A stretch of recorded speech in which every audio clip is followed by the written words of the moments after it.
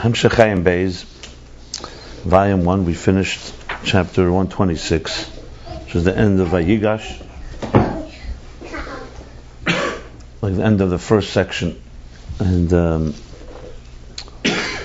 wanted to let's sum this up a bit. And also being that in a few days is 200 years from the Alter Rebbe's Yahrzeit,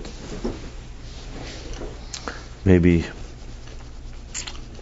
explain it in context of the Alter Rebbe's Chidushim, the Alter Rebbe's innovations, this Chabad in general, which is of course the basis of all these subject matter.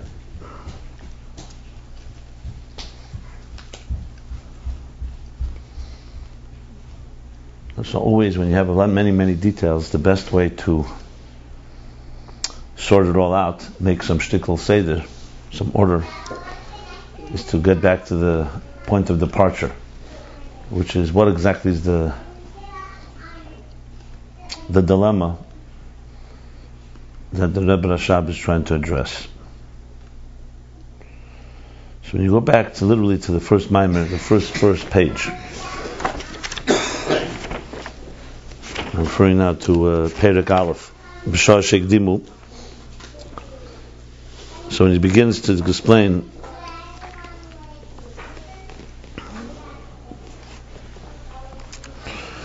what is Kesed, so he brings the three interpretations that we just now summed up, concluded. The first interpretation, Hamtana Katarli, as we said, the word Shtika.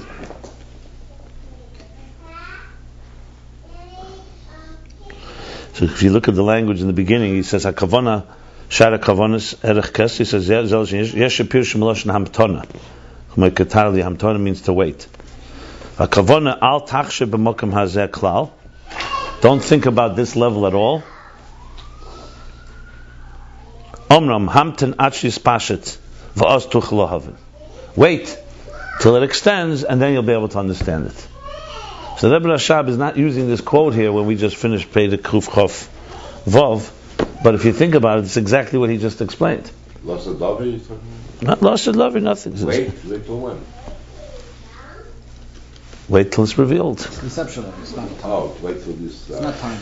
Anyway, but you see from this, even though the Rebbe Rashab focused on the word shtika, but this is literally almost the same words that he used about Atik.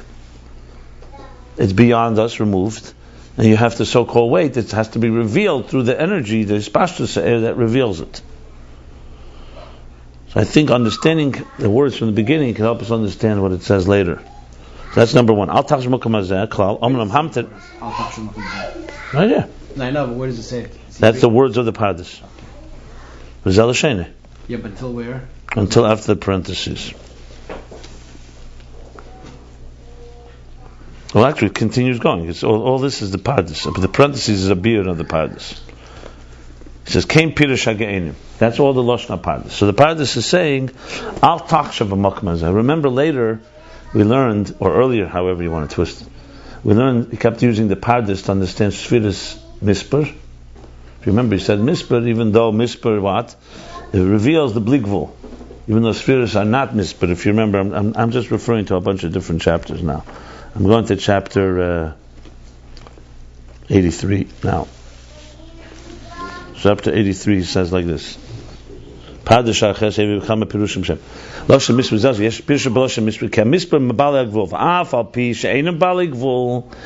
spheres are not baligvul,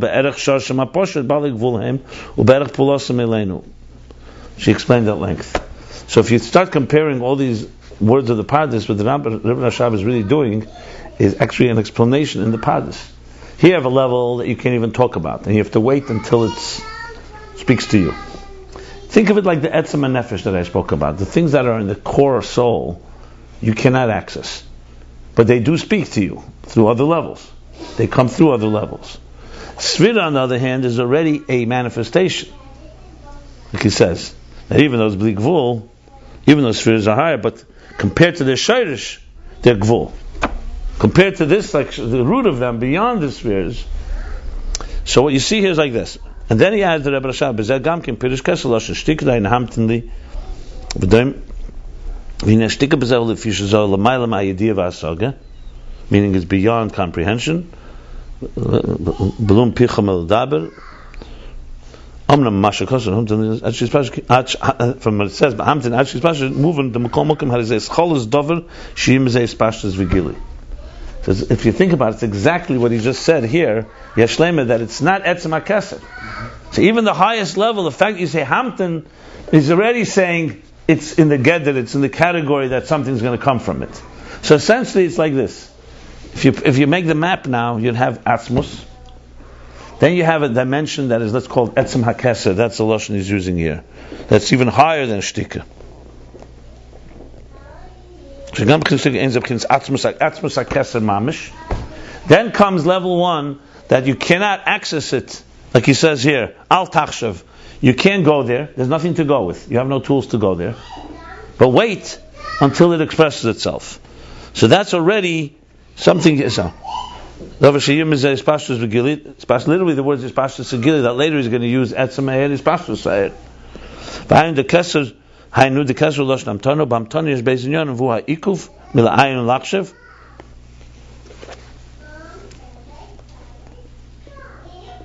So one second, where's the end of the parentheses?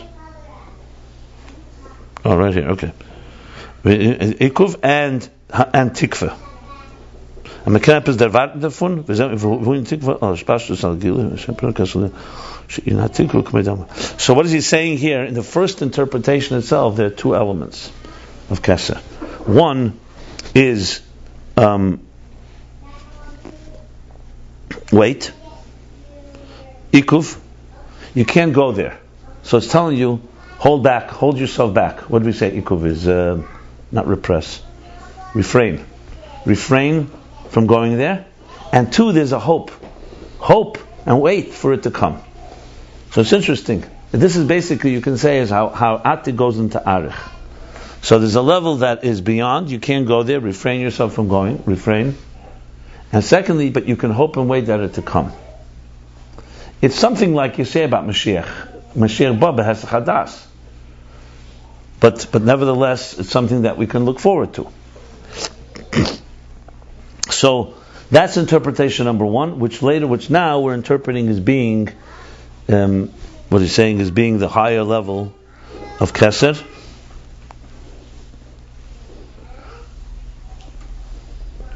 Rotzenelam. I'm sorry, not Rotzenelam. Vagim b'chins etzem ha-rotzen she'ene bo b'gilei klal. Okay. So essentially, what happened was that Atzmus, there's a dimension that we're not discussing now. It's Etzem Primis HaKesser. We're not going there right now. It looks to me that's even higher than Etzem HaEr. Then there's a level of the Etzem HaEr, but it's already energy. It's a field of energy, you can say. And this field of energy you cannot access. It's like the king in his own domain, Hoid. But it is a Levush. It's a Levush, Hoid, that Hadar will reveal. So you could wait for, you refrain yourself from going there, but you could expect and wait, an expectation for it to come into Spashtus and Gili, which brings us to the second interpretation of Kesser. It is a levush. So what he was saying before about the crown is not so, cut from outer space. I didn't say it's out of space. I said it doesn't. I personally don't need it for the understanding of it. I don't mind if it's without a crown. For sure, it's a lavush. There's nothing to talk about. I'm fine. You could say it's the premise of the crown. I got it. I heard what you said. I didn't say he's wrong. By the way, I didn't say. I think no. Sometimes when I think it's wrong, I'll say it's wrong. I don't say it's wrong. You could interpret it. I never saw that they talk about the inner crown. So I didn't want to say that. In other words, with the crown, the way the crowd does, the people don't see. But conceptually, yeah, there is definitely an inner dimension of Kesser. That's for sure. That's Hoyt. It's for sure that it's a Levush. That's not even a question. That's clear. They keep saying that. It's not Atzmos. The question is, what kind of Levush? Bottom line is, it's one that you cannot access directly. You can only await. I mean, in lower levels, it's something like the Shar Hanun. You count 49, you can get the 50th. I would say it's even beyond that. But this parenthesis is also very key. That's, of course, that's exactly why I'm doing this right now. This is very consistent with what he said earlier in chapter 1. They said chapter 1, he says, because even this level doesn't mean it's completely beyond. It just says you can't access it. It's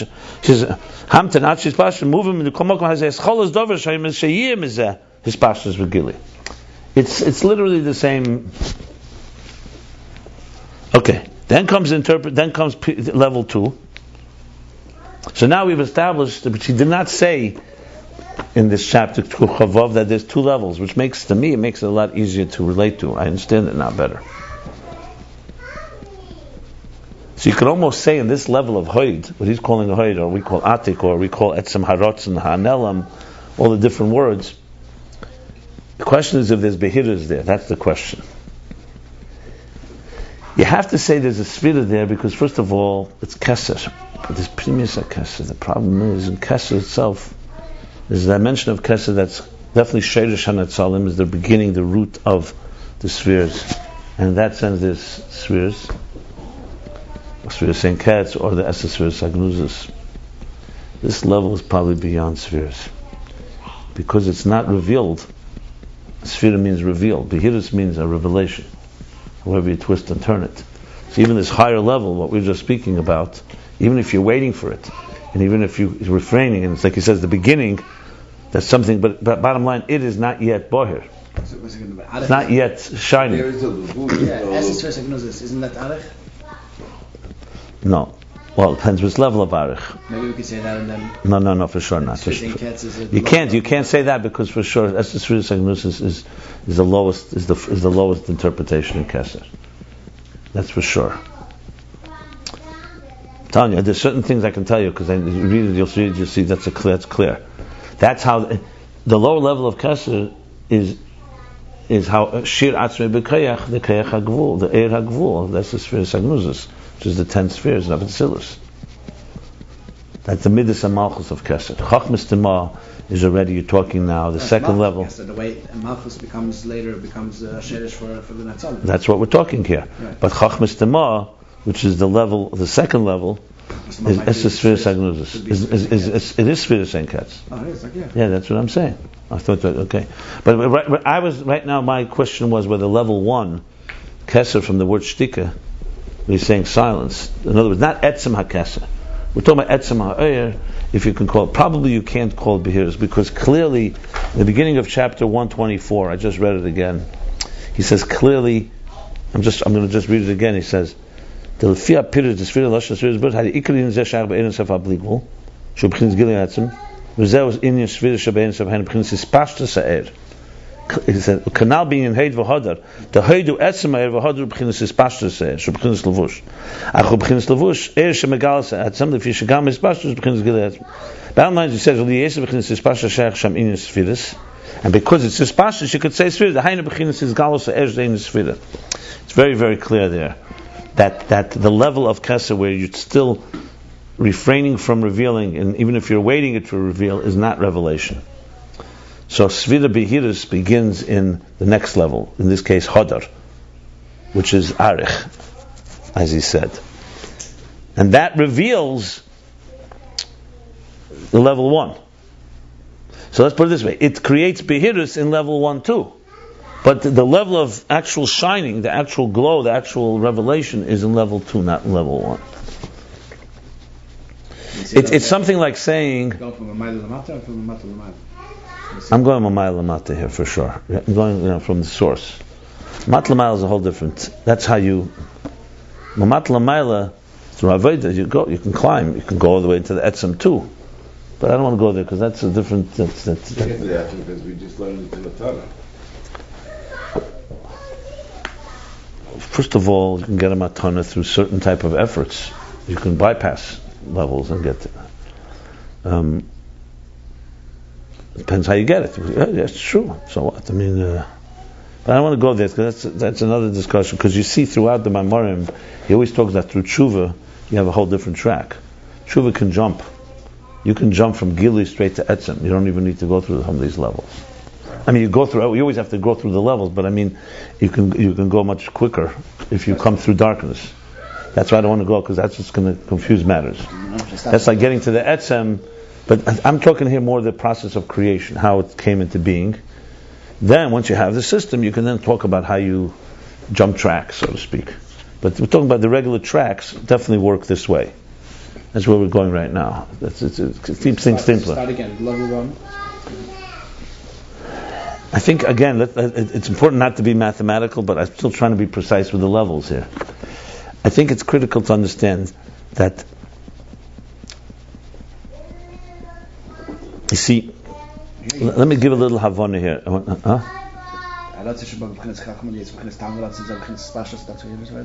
I read in chapter Kuf Chav Dalet. No, you're not in the same place. What about this one? On page Reish Mem. There's no contradictions here, by the way. I have not found any contradiction. I'm trying to understand, just tie up some knots here. If you have a contradiction, show it to me, because I don't see any contradictions. No, but there's some. I'm just trying to tie up one key thing. I'm trying to establish what exactly is the dynamics of the top levels there. So one thing is clear. Okay, Atzmus, we're not talking about. Clearly now there's a new level called Etzem Pnimis HaKeser. I would say that it's probably Eir HaKolol B'Atzmusei. That's like how Atzmus has the power to give off, to reveal. But it's not at all a state of revelation in any way. It's not even the light inside the sun. Let's put it this way. It's the power of the sun to give light. The power of Atzmus to give light. That is like Etzem Pnimis HaKeser, which we're not discussing here at all. So just like we're not talking about Atzmus, we're also not talking about Etzem Pnimis HaKeser. You got that? Someone taking minutes here? Just mark that off. Avram, gedenk. In case I go into Kleis HaNefesh, I need someone to remind me where we're at. Okay? So Atzmus, Etzem Pnimis HaKeser is out of the picture. Comes the first level is Keser, that we're talking about already, but we can't talk about it. It says Al Takshiv, but we can at least say that you can't talk. Think of it that way. Splitting out in two levels. Ultimately, yeah, but that's fine. That's Pnimis Hati. There's no problem. It says La'asala will be Nizgala Pnimis Hati. Hold on. I still have to go to another chapter to reconcile. I'm tying together some knots here. If this is helpful to you, great. To me, it's for sure helpful. I'm looking through all the chapters right now, trying to tie it all together. So now comes the first interpretation of Keser, like he says, from the word Hamtana. That's the first word, to wait. And more specifically, he breaks this down into two levels. One is that you can't go there, so there's refraining, who's waiting. But two, it's not just waiting, he's also hoping. It's almost like what the Rebbe speaks about Mashiach. That we don't just wait, we also hope. And hope itself, like the Chidah says, draws it. But the bottom line is there's the respect for something that's beyond us. That's clear, like I said, Hes Chadas. But at the same time, we await it. So he says in the parentheses in the beginning, so it's already, you can say, it says, Hazes Cholas Dover. Shiyemizei Pashas Vigili. So something has happened. There's been a, what do I want to say? What's the word? A rumbling. You know? I remember there was a song very popular, I think it was Cian Stark wrote it in Montreal. He wrote, when all was still, it arose in his will. Yeah. So the stillness has been shaken. The stillness of Atzmus has been shaken. It's still called Shtika. It's still stillness. But it's already now, something is going to happen. Something is stirred. Yeah. Right, there's a stirring. Yeah, that's good. There's a stirring, but we don't feel it and we don't know it. But it's there. And that is called Keser from the word waiting, refraining, hoping, silence. So you're in a state of silence, like you're in a state of anticipation. It's a good word. It's an anticipation. Something's happening. You ever have this feeling? But you can't say that you don't have it yet. Then this thing becomes revealed. The thing you've been anticipating begins to now emerge. This is Keser, the second interpretation of Keser. It's a Keser Natorah. This is when the nation, it's like knowing that the king is going to come out. He hasn't come out in years. He's in his palace, in his inner sanctum, but you know he's going to come out. And then he comes out. That's Hadras Melech. It's a good way to look at it. It's exactly the mashal he gave. He says the king in his own sanctum, inner sanctum, and then there's the king. So now he comes out. You have the same king. We're not even talking about diminished. It's not like necessarily a state. It doesn't say there's a tzimtzum between Hispashtus Se'er and Etzemer. That's a very important point that I'm making now. That's why I said it's like two sides of one coin. It's a revelation of something that was fundamentally not revealed. But it's not a tzimtzum. Like often you say with a teacher and student, this teacher starts communicating, he has to already diminish. He doesn't say, you're getting the king as he is. You hear? When you say Hoyd v'hodar, the beauty of it is that hodar is the same, you're getting the level of Hoyd. That's what he kept saying. That's what also I kept noticing the line. He kept saying, it's above al yodeh you get the gili of atik. He's not saying you're getting a gili of arich. You're getting Hoyd, you're getting this level of kesed, but you're getting it now in a way that you can that's receivable. So that's number one. And then he adds in this level 2. So let's go back to the beginning. So he says, so what's the second level? It says the tikva. V'yesh piras keser kishmashmoy anu keser v'atara. V'atam k'moisha keser reish l'chol levush haguf. And the reason is, just like the crown is the head of the whole, all the garments of the body, so this midah, now we're talking the second interpretation, now we're talking hodar arich, is the reish, like the head of all. So just like the crown is on top of your head, the first interpretation had nothing to do with the crown. It had to do with a type of anticipation, refraining, waiting, hoping. Now we're talking about crown time. So it's now become a levush haguf. It's been placed on the head of the rest of the structure. It's also beautiful. That's why I was resisting, I think, what you're saying, because it's clear, I think level 1, the crown is not on his head yet. He's not been crowned. Remember, he said the cheder comes from the crowning of the nation. So he says, no, that's a separate thing. The crowning of the nation brings down a higher level, or it's concealed before. So putting the crown on the head is already an element. I'm not saying that there isn't an element once it's on his head of deeper dimension. But clearly, the putting on the head means, in Ruchnius, that now the crown is no longer just a detached entity, it's become the crown of a body that will ultimately become revealed spheres. So it's detached from the body, it's the highest part, but it will become, it's the crown of an entire structure called the body. You see you see the change here? So the first was you anticipating the king's glory coming, revealing, so it's revealed. But now what's revealed is now becoming the beginning of the head of the body.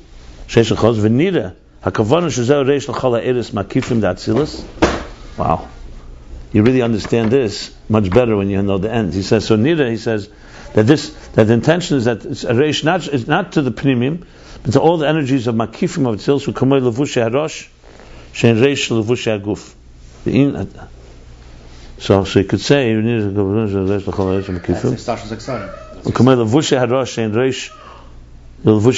the garments of the head are the head of the on top of the garments of the body.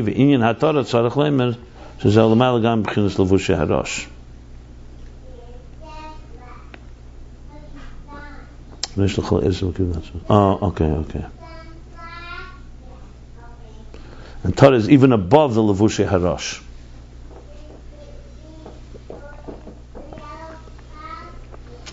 It's not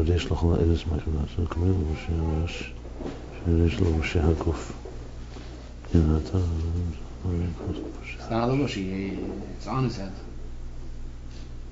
It's Yehiris. What's a Levush Harash? It's a blocker. A hat.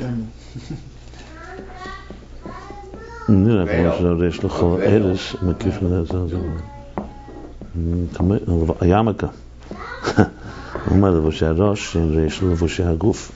Levushei Harash are the reish levushei haguf. What does that mean? So the Yehiris is a higher level than the blocker. Could be reish is also conceptually higher. Levushei Harash and reish. It's like. Okay. He's basically adding here in the parentheses that Keser is not just a makif for the imminent energy in Atzilus, but also of the transcendent energy. So there's a ksarim within Atzilus itself, like the garments that you put on your arms or your legs, or just clothing. I guess, well, a hat it could be a hat. It could also be a hood. It could be anything that covers the face. Scarf takes away. Yeah, anything that covers the face. And then there's a levush, even gabe those levushim. So in other words, the crown is not just, in this case, the crown is not just a crown compared to the body. It's a crown also compared to the things that surround the body. So it's a surrounder of the surrounders, basically. It's That's not the like key a level here. of bush that the body has just on the head, but it's like Right, exactly. So he wants to say it's like, again, two parts to it. You see again the two sides. One of it, it's closer now to the Pnimi, but it still remains above them. So that's interpretation number 2, Arich. It's to be shared, yeah, it's not another bush. Yeah. So now to go back here. So this is the second level. This is called Hadar, what we're calling Hadar. And this he calls already Chochmah Nalama. Now you're talking, it's already coming into the level of understanding, but it's beyond our understanding. Okay, that's fine. That fits. That fits. Is that like Chochmah Tzimah? Yeah, that is. Later we're going to learn how Chochmah Tzimah meets Atik, and so on. Okay, so that's level number 2. Then comes interpretation number 3. V'yesh shapir shu. This is all the lashon, by the way, of the Pardes. Keser meloshen machtiras atzadik. The keser is machtiras atzadik. The kavanah lashon sivuv l'chol atzilus b'teiche. The intention is the sivuv.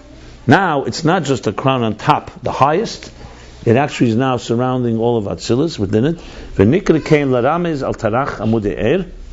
And this is called to hint to the 620 gematria tarach keser pillars of energy. Hame'irim imenu, that radiate from it, from keser ubatzmuse in it. V'hem keches nalomim hashefim eir hanelam el hanatzolim hatachtenim ad kan l'sheni. And this is the hidden powers that shefa, that transmit a concealed energy to the emanations, the lower emanations. That's it. This is the Pardes.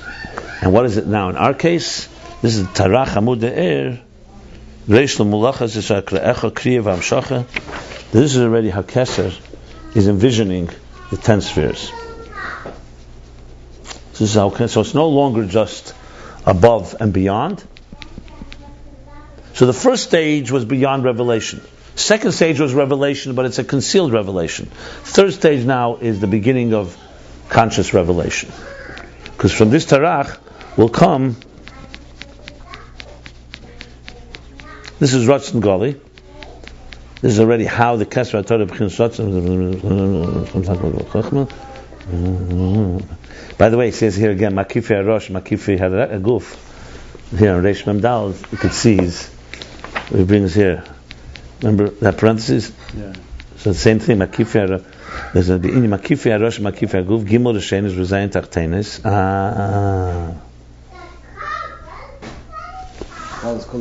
Makulam Materes.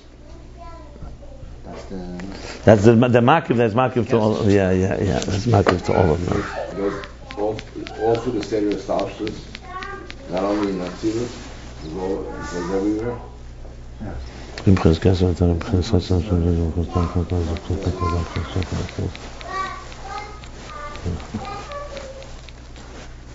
This is exactly this level.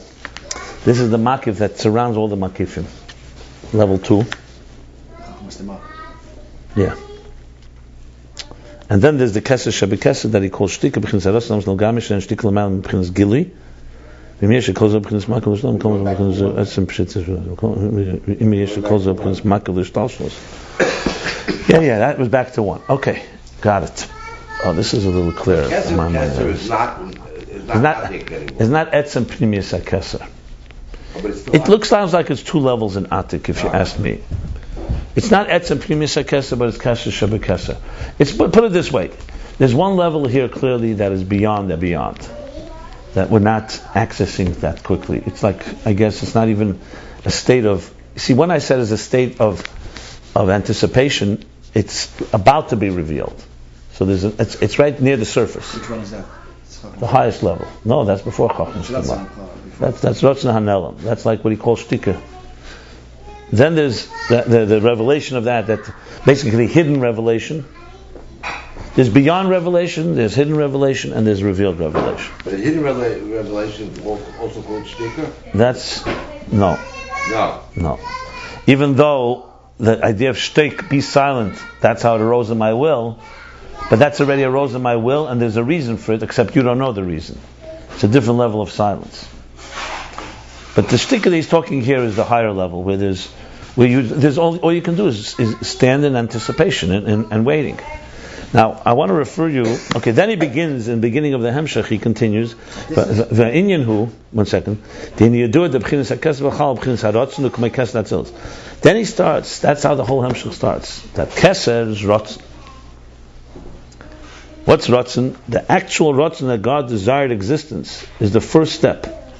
Now we're learning there are 3 levels in this rotzen, basically. That's the conclusion of what he said in the beginning. So he went like this. There's a desire for existence. To understand desire, very nice. To understand desire, he goes into the whole discussion of immanent energy. Of the immanent energy. But it's interesting, if you learn chapter 1, you see things there that are literally can only be understood now where we are now. So I want to read a few lines from there, if you don't mind. It's a good tying it together, beginning and end. Siyum Hashas and Tchilas Hashas, not Siyum, that's the thing. Siyum of one Masechta. Okay, so he says like this.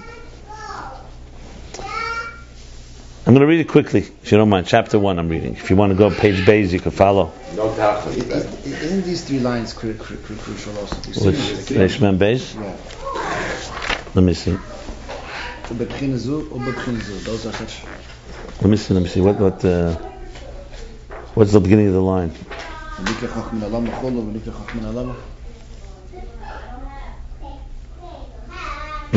does the line begin? The begins Chachmas to is Elamayla min Chachma, right? That one. Vatam. L'gab Chachma Gluya. A little lower. Oh, v'nikra Chachma. Okay, I got it. Okay, let me see. Right here now. V'nizbar leil perek tzadik vav di'inam shachar l'mzudim yesem mushel min agili hayim yam tzir the Chachma kol makena mushel gamri megedrin in Chachma. Okay, that's middle level. That's the middle level. Now look at this. V'nikra Chachma. Mislab is b'chinas harotzen hanel mishel mayim b'chinas harotzen hagoli b'Chachma. 1 second, let me read it. Yeah, and I remember this line. Of course, it's important. Ubchina zu, meaning in Chachma Lama. Chachma Stimar, right? Mislav B'chinas Harotzen Hanel Mishel Mayim b'chinas Harotzen hagoli b'Chachma. Yeah. Now this rotzen is that. Behind the b'chinas harotzen shul l'mayla min atam l'gam b'chinas. Behind the b'chinas harotzen shul l'mayla min atam l'gam b'chinas Chachma hagluy v'chol b'chinas Chachma. Okay, the next line is critical. Yeah. He's basically saying, see, in other words, you could have said, it's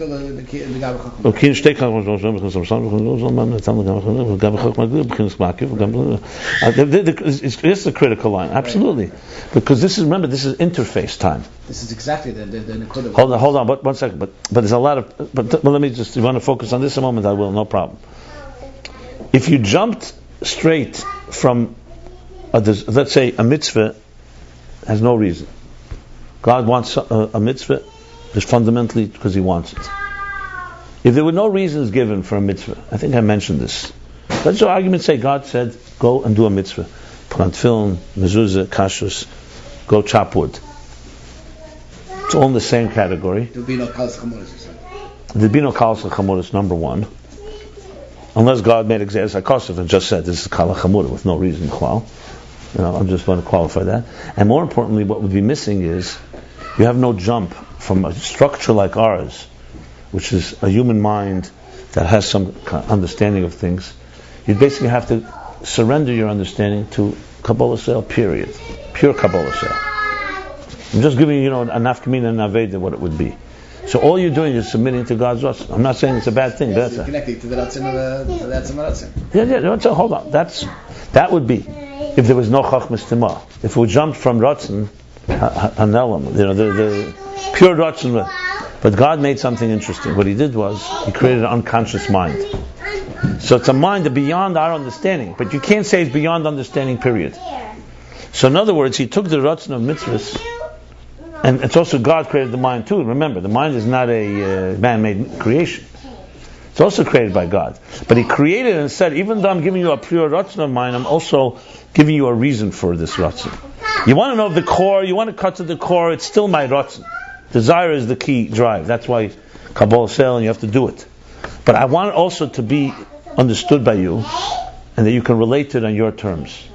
So Ratzon now has taken on a tam. However, the real tam in Chachmas Tima is just in the world, like he says, you can't say it's not reason. But compared to our reasons that we find, it's beyond us. But it's already in the world of reason. In other words, Ratzon has now landed, has been embedded in the world of logic. But it still retains its primary personality, which is Ratzon. So it could have been, like I said, Akshanas Dugdusha. God, that's how God. Only Gzeres HaKosas. You have only Gzeres HaKosas. Everything is a decree from above. There's no reasoning. There's no Gemara. You lose the whole Limud HaTorah. The idea of Rabbanim, of sages, of scholars, of students sitting and discussing reasons and proofs would be completely eliminated. Or it would be in a different domain. Okay, you know what? You want to study, but it has nothing to do with my Ratzon. Here, God gave His Ratzon. I'll go even a step further. The Rebbe brings it. Bezdin has a power even to determine what the Ratzon of God is. He doesn't bring that here, but that makes it even more powerful if you think about it. Because you could say God could have told Moshe, these are the rules, and that's it. But He gave them Yud Gimel Midas Hatira Nedrashas. He gave them 13 methodologies. He says, you figure out. Moshe asked Hashem, 1 second, why don't you just tell me? He says, Achre Rab Mahatis. You argue about it, and the consensus will rule. So in other words, He gave His Ratzon that a Bezdin, like the Rebbe brings very often, a Bezdin can determine when Rosh Chodesh is, and if they make a mistake, even if it's intentional, it changes halacha. It changes Ratzon. It means Pesach will be a day later, or a day early, whatever. The point is, in other words, He gave His Ratzon not as some type of absolute divine decree, even though it's still that, but He put it into He enclosed it in garments. I'll give you another example. The king. King is a king, as we're learning. The king in his own majesty doesn't need anybody's up there. But the king has ministers, and he says, I want to hear your opinion. I want you to discuss it. I have an issue to resolve. Should I do it this way? Should I do it that way? The king can just pass a decree how he wants it, and that's it. No. But he subjects himself by choice, that he wants it to be discussed with logic. Tell me different opinions, and different ministers will tell you opinions. Then the king will rule. That's how. Once he rules, the rule is more powerful than the reason. Baby. Very nice. Why can't he say that the Ratzon goes straight into Chachma Glui? Why do we need the Chachma Stima first? Because it has to have an element that is still a tam that's beyond us. Because then it's too much on our terms. That's the other problem. If it's completely us, then it's too much the Nivroim. It's a place where Ratzon meets Seichel. So it's a Seichel Nelama. I'm trying to find the words for it. Even in our, let's say our Etzem HaNefesh would pass down consciousness and go straight to reveal. Number one, it's like you're missing a major link. You're missing the link. It has to come into, and Etzem is beyond Seichel. So if it comes into Seichel, the first way it comes is always in a concealed way. It's just far more logical, far more structured. But these great sages were able to bring it into the Chachma Tzemah, bring it into Chachma. Remember, Chacham Mevi Medaite, like when the Eibishter says about, what does he say? To say about Moshe, there's an expression somewhere that he understands me. Yedea, that there were the tzaddikim who understood the Eibishter.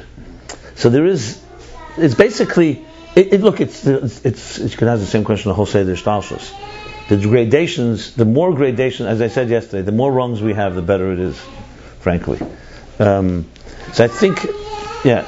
Does Chachma Tzemah get revealed by a great man like in the Sanhedrin, so they actually brought it down more and more? He doesn't discuss it here. Earlier he discussed Chacham Amev Midai, that when you learn Ma'aser Merkava, inner Torah, the Primus Torah, you're supposed to only learn it with in one-on-one. And with a Chacham Amev Midaite, and you speak Roshei Prakim, which means just short summaries, because the person has to be a Chacham Amev Midaite. The person has to have wisdom and understand on his own. We learned it earlier. That's the level of relatively Chachmas Tima to some extent, that his understanding is of a different caliber. The Chachmas Tima, that when God says to Moshe or to the Malachim, when he sees the 10 martyrs being killed, so God says to him, when he says, how could the true Torah is Zuschara, this is the Torah and its a reward. So Hashem says, be silent, that's how it arose in my will. That, clearly nobody can get to, that type of, that Chachmas Tima. Because even Moshe, even the greatest, could not understand. It would be like understanding the Holocaust. So, whatever. Is there a reason, not a reason? I'm not getting into that. But the point is that there are levels that only God knows. But He knows. That's the key. It's not He decreed. He knows. Then there's a level beyond that. In the logic of the structure, it makes total sense to me. Because that's how you create... It would be like a student and a teacher. If the teacher jumps straight from his deepest to revealing, there's going to be a missing link. If the teacher says something, and the student understands, but within the understanding there's also a machshava nelama, there's still something that's not understood, then you have a real link. Because then the student can grow and reach one day. Like we say, Adar Boyan Shnin. What happens by the 40 when you reach a certain... It's a level of maturity. It's a level of maturity, but you're reaching something that you fundamentally couldn't reach earlier. Because it was a machshavah, relatively speaking, it's like a chokhmah tima. Again, it's relative. I'm not saying chor chokhmah tima. There's definitely a chokhmah tima that remains unconscious. It should remain that way. It will always remain that way. Nothing wrong with that. When a person is able to bridge and express the inexpressible, that doesn't mean the inexpressible becomes suddenly no more inexpressible. It means you found a way to bridge it. But it's not like the inexpressible, deepest dimensions of your heart have suddenly become compromised and now they're trivial. It's just that you found a way to dig deeper, to find a way to express something which is naturally beyond expression. So when I'm trying to put the dots together, that this ratzin that is lavish in Chachman Alama, this ratzin is coming from Atik already, or it's still part of Arich, because it's like a ratzin with an Arich?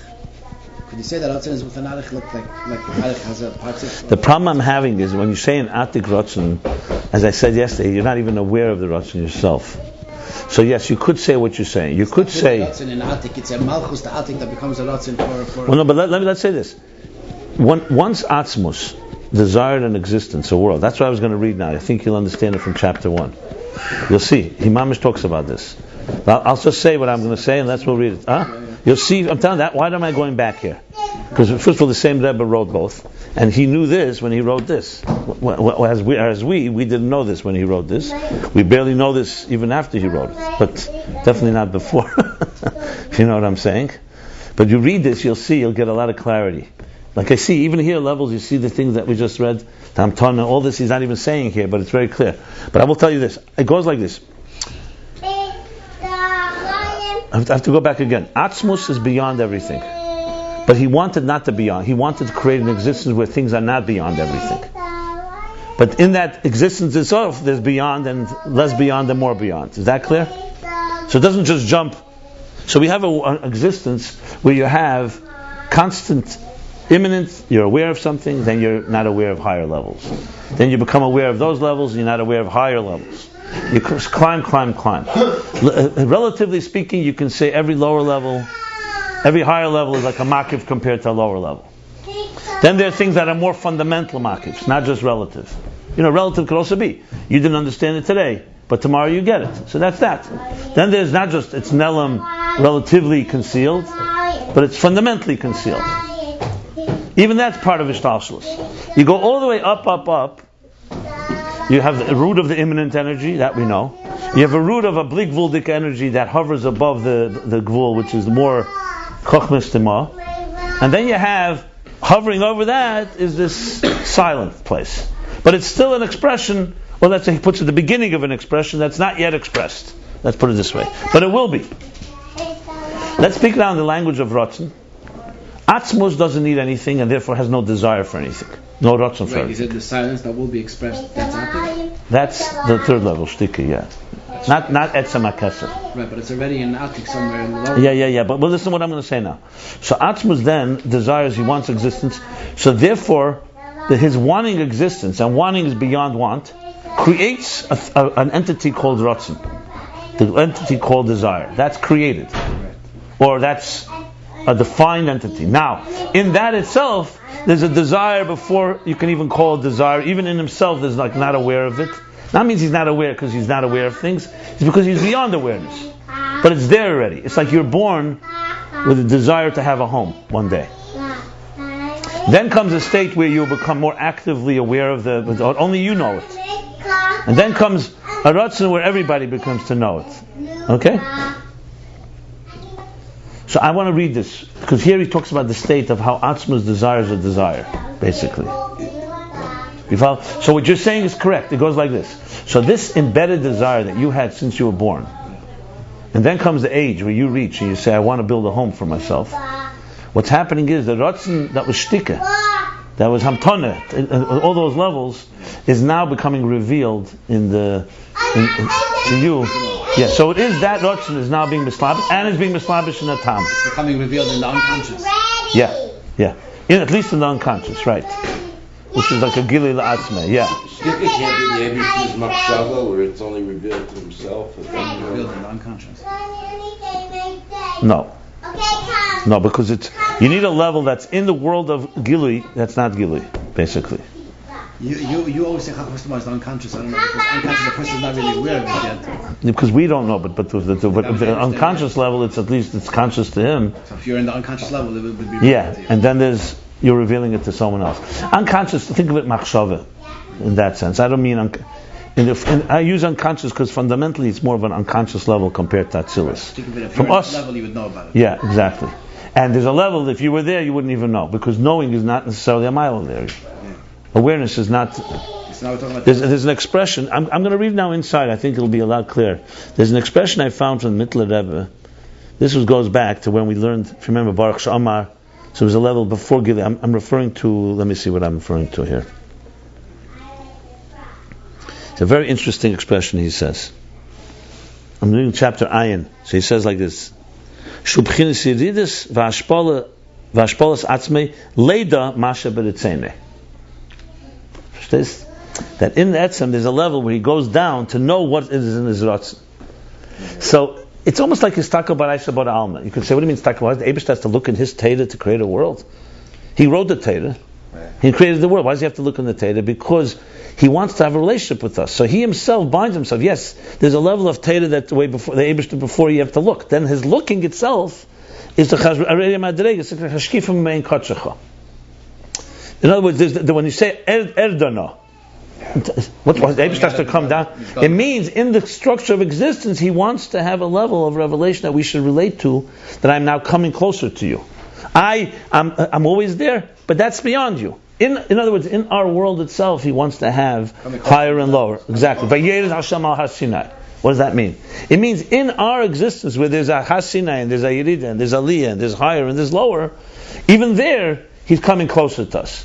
Well, like what it says about, I'm just giving you a bench of rayas from here. It says, what do you mean? He's always himotz. He's always karev. But in our Welt, in our world, where there's a chelam, in that gufa, there's a time that's more closer and more accessible. You're basically speaking, in Giluyim, there's also a time that's helam and gili. If Atzmus is always with us, that's beyond helam and gili. That's not on our terms. We're talking about on our terms. Like to say, for example, that the neshama of the Rebbe is right here with us right now, or all neshamas, very nice. It's on their terms, they're here. But we have no connection, relationship with it. When you say there's a gili, you're saying but it's a gili it's a gili in Elama, you're saying even in the world where we don't see it, there's already something's happening, type of thing. It wasn't such a gili in Elama by Hasinai. I mean, it wasn't there. Okay, experienced it. So let's read this inside. I think it'll be helpful. Chapter 1, if you don't mind. Va'inyan I'm reading after he finished with the Pardes, 3 levels. It goes like this: Va'inyan dihin yadu debchinas hakeser b'chal b'chinas haratzon. Keser in general. See, the Pardes is not cryptic, but it's al pi Kabbalah, and he states the levels. So he says like Va'inyan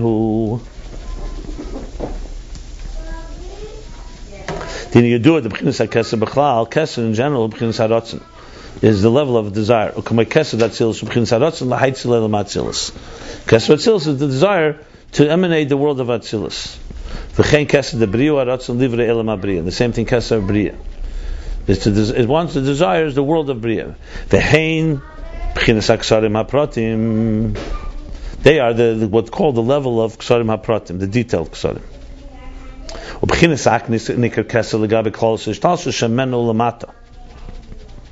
And Ak is called the Keser for the entire Shtalshlus. It's not a specific Keser. For it, Menu Elamato. The Ak hu b'chinas arich the dal el misabiyah. That Ak is like arich of the four worlds of Abiyah. So if every world has its keser, Ak is like the arich of all the four worlds. Abiyah. Atzilus Bria. Atzilus Bria Tzilus. Val Zayim Abezer Katzalik Berus Lemivre Alma. And that's what it says in Zohar, that when he arose in his will, Lemivre Alma, to create the world, Ayin b'chinas rotzen, that means the level of desire. Umachshava Gduma Da'ak.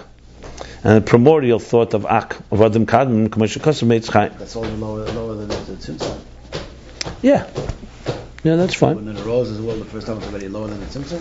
No, I mean, he made the Tzimtzum because it arose in his will to make the world. In order to make the world. It depends. We're talking about Tatzilus, the Kolus, the Pratis. It goes on both levels. Here he's talking here more practically. Katzal Berus Lemivre Alma, B'hayin b'chinas rotzen, Machshava Gduma Da'ak. Why can't you say it before the Tzimtzum? Because it says Hainu b'chinas rotzen machshava gduma da'ak. Ak is lower than Tzimtzum. Machshava Gduma Da'ak. Yeah. As soon as the Ak appears, Could be the Atik of Ad is higher than Tzimtzum. I don't mind to say it either way. It depends how you're speaking. Because Ak is Adam Kadmon. So whenever you say about Ak, it's always Machshava Gduma. For all practical purposes, before the Tzimtzum we don't talk about. In terms of, when you say creation, you mean after the Tzimtzum. Before the Tzimtzum, there's no creation. Before the Tzimtzum, it's all within the divine essence. All these levels that we were discussing in Kesser was before the Tzimtzum. Even silly considered. It's only conceptual. okay, let's go. He's really talking after the Tzimtzum in reality. Before the Tzimtzum is how in God's mind, all these things are very bedakas. I told you, to see Ruchnis, we have a... As soon as you speak before the Tzimtzum, you're not speaking about... you're speaking about levels, because Chassidus allows us to speak about God, how God sees it. From what we know afterwards, we can extrapolate. That's how it's before the Tzimtzum. So yes, there is a level of tense, but there's no spheres before the Tzimtzum. There's only 8 Ein Sof Mamala Kol HaMetzias. Within that 8 Ein Sof, a lot is brewing that's going to become something. Could be called also Machshava Gduma Da'ak. No. I wouldn't call it that. No, but I'm just saying that never forget, even as much as we talk about Finite Tzimtzum is one big primordial soup of divine energy. Now, we know because the Eibishter revealed to us that whatever is afterwards is also before. But you're not really, when you're speaking, you're already speaking of it in some type of term of... Chaos. Yeah. Because remember, turn this into Avodah, not a scholar, and you'll see exactly what I mean. Let's look at what do we see. We see a very Gashmizdika world, a very Chumizdika world, and we're being told it's coming from higher levels. I could say everything we're saying is Asiyah Ruchnis. It's how the whole Lifnei Tzimtzum is Asiyah Ruchnis, if you really want. You can make that argument. In truth, all these levels are correct. They are true, but personally, on a personal level, we're definitely not there. In Askala, good, we can talk about the levels that are so-called after creation, before creation. But tell me, it's not that simple to Yeah, because we kept saying the white parchment and the whole thing. The highest levels of spirits is where? Well, you see that, because at some point you see he went over to Keser, because Keser is a general term for everything beyond structure. That's essentially the picture. But he's trying to make an Ayin, the Eis Mitziyanim, according to the shit of the Ayin Beis. That's Eis Mitziyanim after the Tzimtzum? Could be? It's all after the Tzimtzum. It's just rooted before the Tzimtzum. Everything is rooted. So in its root, the reason energy has shape and form is because in its root, in the infinite energy, it arose in His will to allocate resources for finite energy. Therefore, the finite energy, therefore in the energy there's a finite dimension. But it's all as it's in His, it's all as it's in God's mind. And His mind is Let me put it to you this way. The mind is Machshava Gduma Da'ak. That's already that's even higher than that. No, 1 second. Let me explain something. Imagine all of existence was right now inside your mind. You were able to see all of existence. Imagine, it's all a figment of his imagination. Hold on, but it's all inside your mind. It's your imagination. Forget about it. There's no world. The world is only what you see it to be. It's all in your mind. And that's reality. In God's mind, the world. Exactly. Would that be the reality that we know? But you said no. Right. Is butter. No, that's not what I'm saying. I'm not talking about Dimya now. I'm just speaking that you have the whole world in your mind. You have it all in your mind. Now, we're not God, but let's, for my argument's sake, that if you press a button, from your mind suddenly pops out a world like we see it. Real tables and chairs and animals and everything. We can't do that, but hypothetically. So when you're talking in God's mind, You're not talking. Now that itself has two levels. There's machshava geduma da'ak. I would say that's in God's conscious mind, and then there's in the unconscious. That would be lifnei tzimtzum. Then you're talking. You see what I'm just saying? Yeah. So there's a conscious mind. Let's say I see the world around me. But you follow what I'm saying now? Because he knows himself. So He then, knows everything. The Rambam says he knows himself. so now we're trying to understand how it is in God's mind, and God's unconscious mind, and God's unconscious, and in the area where it's beyond even the unconscious, right? So you understand how difficult it is. Nevertheless, because God created us, and He embedded Himself in us, we have ability to speak about it. But don't deceive yourself into thinking you're there yet. You're speaking about it. That's why it's important to know there's an element of silence, an element of anticipation. You follow? I'm just trying to. That's why it's always important to go a reality check to know where we are compared to all of this. Because he knows about it exists, right? There's a level where he knows, and there's a level where knowing is not necessary. To know something is only for something that he knows about it. Knowing itself tells you. What does knowing mean? Knowing means before you didn't know, now I know. If something is an etzem, there's no before and after like that. Like I often give the example. Does water? Yeah, the foot. That's one example. I'll give you another one. Does water get wet? It's a meaningless statement. Water is wetness. Dry things get wet. There's an object and a subject when you have some duality, some two realities. There's no object and subject if you are it. Okay? Yes. When I speak, for example, about what's your left foot doing right now.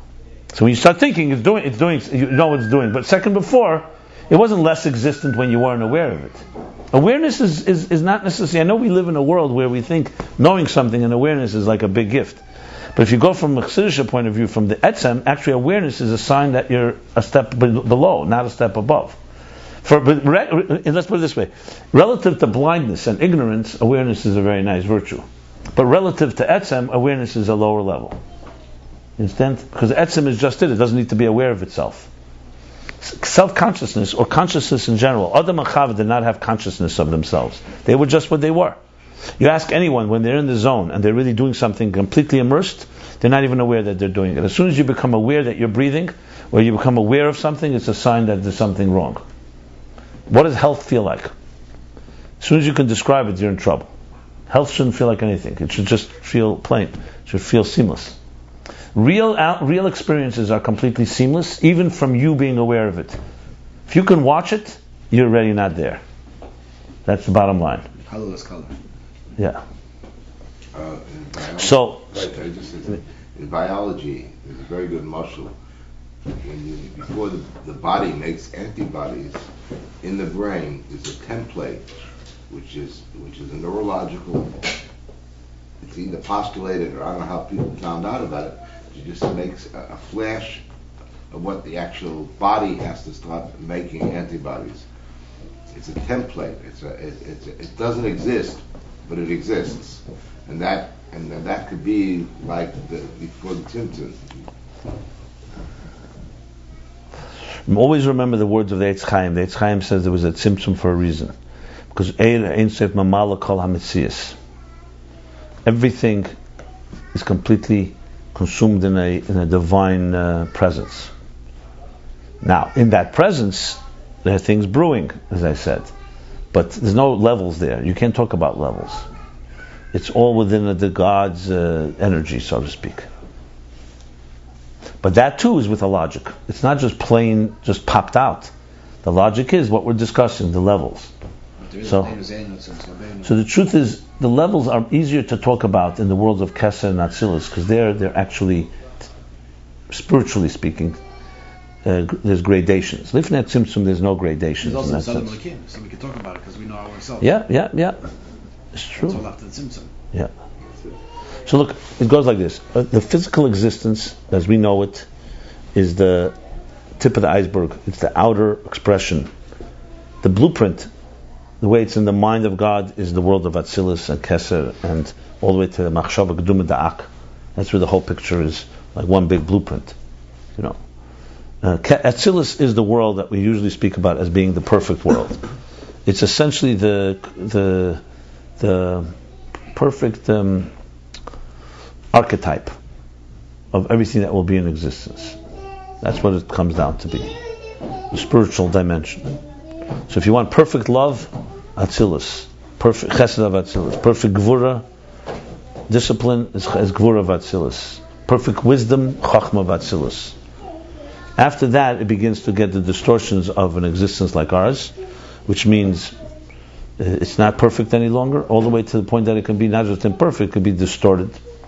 So think of us as a machine that's misaligned from the way the machine is meant to be in its perfect form. That's Atzilus.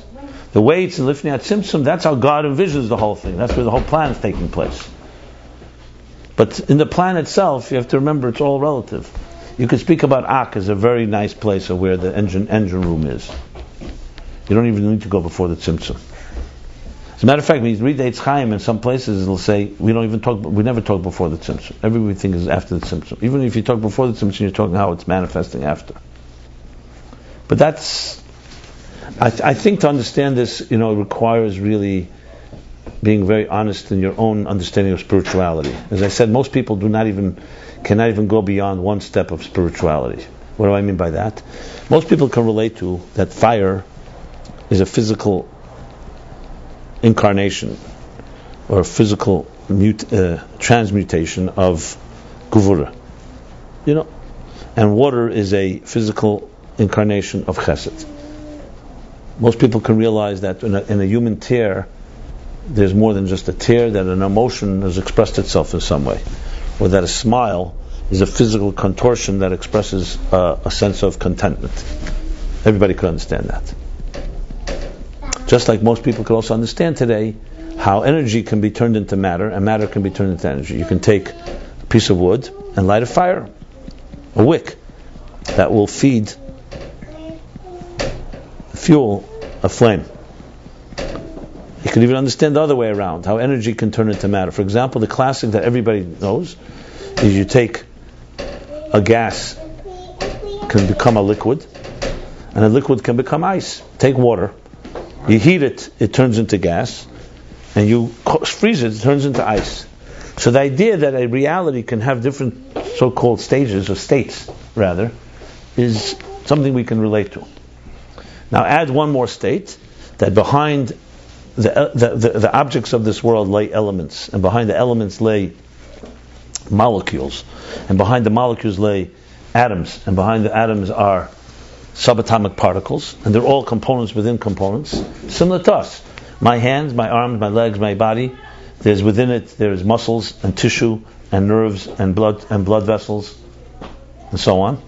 Behind that are cells, behind that are DNA, chromosomes and DNA, all the way to the deepest level you can go. This is common knowledge today.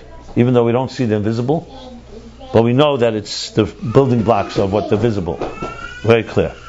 If you add one more step, you say, okay, there's a spiritual, behind the deepest subatomic particles, subatomic particles, behind the deepest unconscious, behind the deepest DNA lies a spiritual DNA.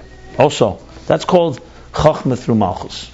That's something you can relate to. I'm not getting now science whether you can prove it physically or not. That's not the issue here. Love, you don't need experiential proof. Everyone knows there's love. Love is not quantifiable by measuring it with a microscope. But now here's the question. How far can you go? How many levels are there? I just mentioned 6 levels alone in the physical, till you get to subatomic particles. 1 level in spiritual. Okay, so I understand. Little, don't move that. There's 1 level in spiritual. How many levels can you go? How many can you imagine? If chesed is the soul of water, what's the soul of chesed? You start becoming, 1 second, that's not so easy to figure out. I always give the example. Take an apple. Let's say there's an apple on the table here. Right? Or give me this cup here. I'm going to make a demonstration right now. I'm not going to show you the alakus in it because I don't see it myself, so I can't show it. But so here's a cup, right? You all study this cup, right? So this cup is made out of plastic. It has, can you see the ridges? Upside down, good. Everybody, cup. Well, it's this. Disappear. Yeah, I knew you knew I was going to do that, right? Okay. So here's the cup. Now, you close your eyes and I want you to describe to me describe the cup to someone that didn't see it. You'll pretty much be able to do it. You'll say it was like an inch and a half high. It's a little on an angle. Has 25 ridges. Has an empty space in it. You could pour water in it. So even if I never saw this cup before, your description can be pretty accurate. Yes, I'm not seeing muhus, I'm not seeing the thing itself, but I see a good description. If it's colors, you can say it's clear, it's transparent, it's like premium, whatever. But if it was a red apple, you could describe the redness, you could even describe how juicy it is. Now, it's all in your mind. What's in your mind? An image of an object you saw. That would be the closest example of a ruchnisdik version of the apple. But now I ask you, what's the ruchnisdik version of the ruchnisdik version? What's the image of the image? How far can you go? So you can go a little higher. You can say, the apple in its root is not even an apple. It's the idea of sweetness. Sweetness is a concept. And sweetness, when it manifests in a physical object, one way it manifests as an apple. Okay, so you've gone a step further. You've got the concept of sweetness. Now I go further. What's sweetness? Let's say sweetness is chesed. Sweetness is associated with love. So there's a thing called chesed. Someone wants to give love. That will evolve into sweetness, and sweetness will evolve into objects that are sweet. Sugar is. So not bad. We've gotten a few levels. How far can you go? Most of us have not even gone this far. Maybe one or two things in your life you've gone this far. Well, a true chassid, a true person who's learning chassidus, is able to go levels, maybe 100 levels like this. And you're still maybe asked to reach Atzilus. They say Label, the Rebbe's brother, was able to explain the levels of Cholish Tashlis till 3 levels after the Tzimtzum without using any words of chassidus. In other words, he was able to do what I just said. He was able to go from an apple to an image of an apple, to sweetness, to love, and to another levels, all the way 3 levels till after the Tzimtzum, and explaining it in simple language. Why? Because he was a master of Chassidus. You learn Chassidus well enough, you start understanding these levels, you no longer use the words that are used here. The words that are used, Atzilas, Bri, Etzira, are terms. Doesn't mean you get it. It just means you're using, like I said, Lamates Malachis and 10 Sfiris. It's very nice. It's a symbol.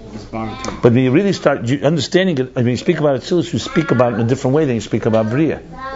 We look right here, we can knock off, we're already lifting out Tzimtzum and wondering whether we're not Tzimtzum already. Because there's no problem, it's all the words. So to say Atzilus, or say Bria, Etzira, Asiya, they say the Alter Rebbe couldn't even say the word Atzilus out of his mouth. Can you imagine that? So did he get? Did we get something he didn't get? What? So clearly, because he knew what he was talking about. He experienced it. Did his brother also experience it? If he was, with his mind, he definitely did. And, okay, I'm not comparing him to the Alter Rebbe, but he's a Schneerson. He had the good genes, The point I'm making here is that I say it every few classes because you don't get into the trap of this is not mathematics. It's not like, okay, I got Atzilus figured out, now let's move to Keser. And now we got to go into Ak. You really want to go through these levels. It's like the story with the Maggid and his friend. You know the story? The Maggid of Mizrich was once davening hours, and his friend that used to learn together with him Kabbalah when they were younger came to see him, and he's very impressed. After he finishes davening, he goes over to the Maggid and he says, his first question was, we learned together Kabbalah and everything, and how did your davening is taking hours and hours. I daven, relatively quickly. You don't know the story? The Rebbe told him many times. It's a very powerful story. So Maggid asked him, what do you do with your life now? So he said he also does some business. He travels 2-3 times a year to Leipzig. It was like where the big market was. He buys material, goes back and sells it to the small towns. So the Maggid asks him, so how long does it take you this trip? He says, I have to go every 3 times a year. I have to spend a month there. And then the rest of the time I come back, or whatever the period of time. A month? So much time and traveling and all that. Why don't you just stay in your home and meditate on it? Meditate on your journey. Meditate how you reach Leipzig. Meditate how you buy the scheda, the material. Meditate how you come back, and meditate how you sell it all. So he says, "Oy Magid, you're a batlin. You're not a businessman." He says, "Why not?" He says, "Because all this meditation is very nice, but the scheda vet nicht sein." I'm not going to have the material through meditating. So the Maggid said that's exactly the same thing. We learned Kabbalah together, Allah Zachen is very good meditation. But the scheda, to get the material, you got to go there. And to go there takes time. That was his answer. The Rebbe told, I remember the story the Rebbe told of Shabbos Bereshis Tavshim Mem Aleph, first Farbrengen. It was like Simchas Torah that year was into Shabbos. It was unbelievable when the Rebbe told me. That year was when dance with the kids, no? Yeah, Mem Aleph, yeah. You were there, one of the kids? Okay. Almost my mitzvah already. That Shabbos Bereshis was the two Farbrengens, first Farbrengen, the last Sikh, the Rebbe told the story, but he told the whole, described it. It was beautiful because the Rebbe said, so you have to. Remember, the Rebbe said, to have this chayr, you got to travel there, not from foreign, and that takes time. What does this mean? That means that we knocked off 126 chapters, relatively. What is it? A chapter a day, almost. Okay, gotten slower a little. You want me to go faster, so you're like. I want you to do a chapter a day. Continue. Okay, but we're trying to get the chayr, so that's the problem. That's why I don't even understand the whole thing where we say Haskalah and Aveda doesn't make sense to me, because to me the Haskalah of Chassidus is Aveda. Without getting there, you don't have it.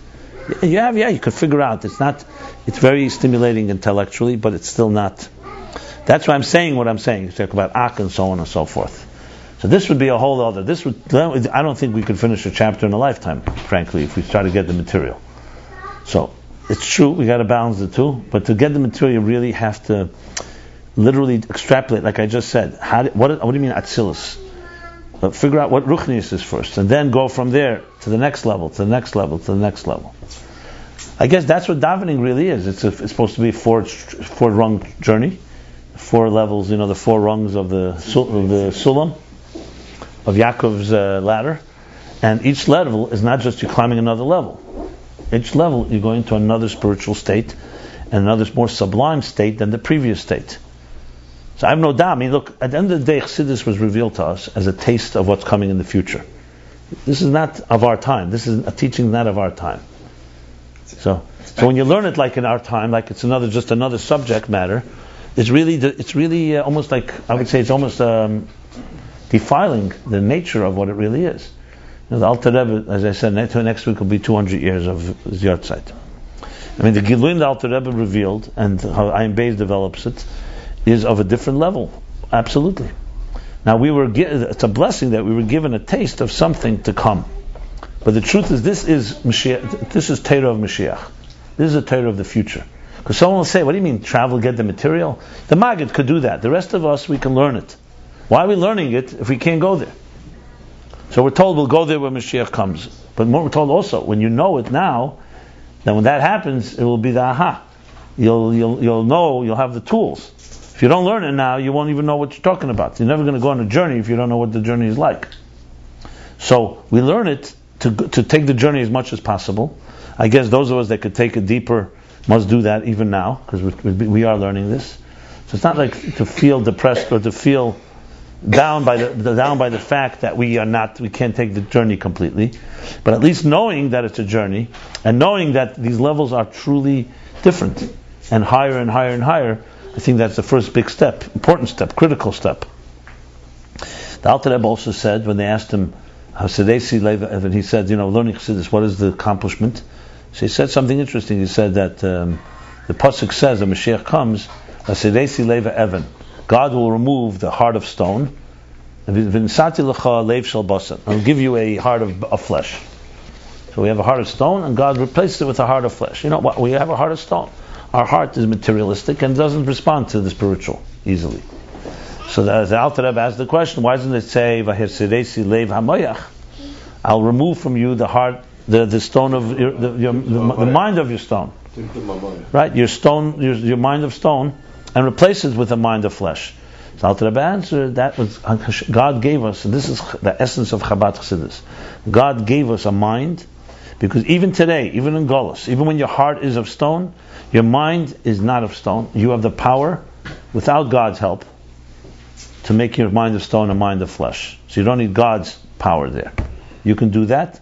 When you learn Chassidus, that's what you do. You take your mind and you align it to a much more sublime way of thinking.